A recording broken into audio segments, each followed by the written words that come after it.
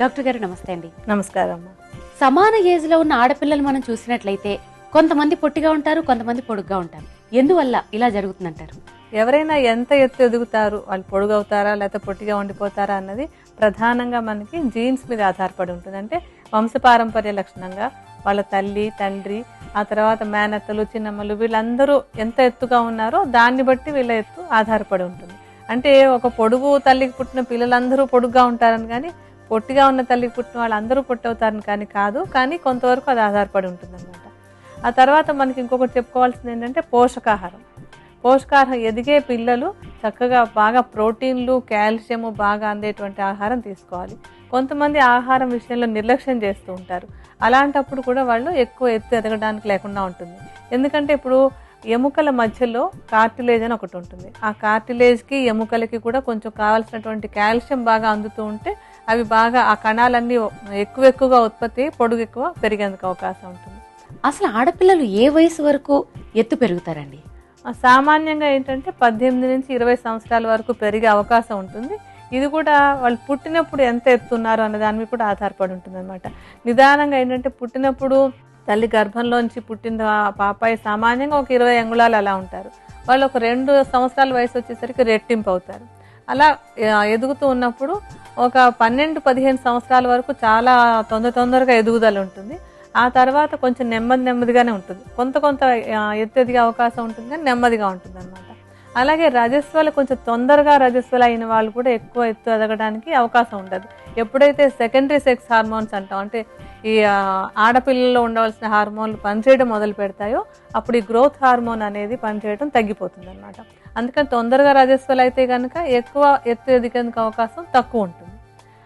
కొంతమంది కొంచెం ఆలస్యంగా రజస్వలు అవుతుంటారు, వాళ్ళు ఎక్కువ కాలం వరకు ఎత్తు ఎదిగేందుకు అవకాశం ఉంటుంది. అంటే మొత్తం మీద 15 సంవత్సరాలు దాటిన తర్వాత 20 సంవత్సరాల వరకు కొంచెంగా పెరిగే అవకాశం ఉంటుంది. అయితే 15 వరకు బాగా తొందరగా ఎక్కువ పొడిగే అవకాశం ఉంటుంది.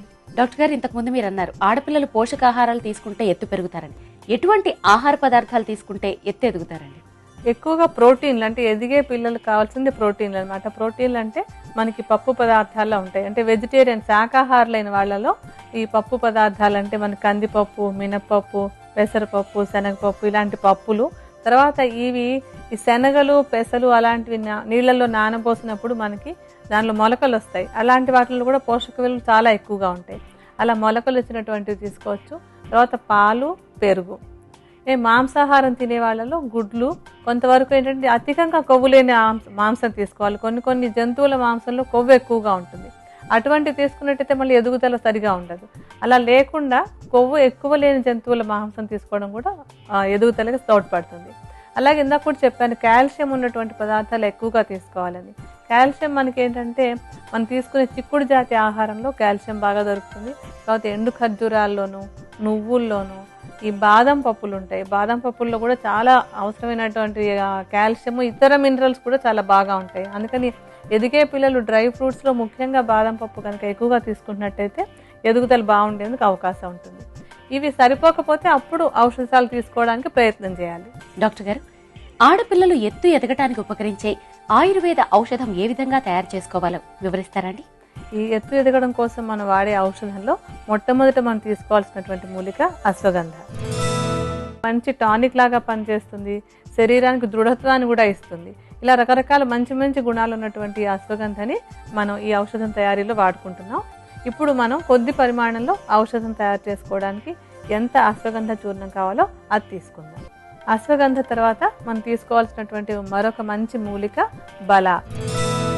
ఇప్పుడు మనం కొద్దిపాటి ఔషధం తయారు చేసుకుందికి ఎంత బలా చూర్ణం కావాలో అది తీసుకుందాం. తర్వాత మనం తీసుకోవాల్సినటువంటి మూలిక ఎష్టి మధు.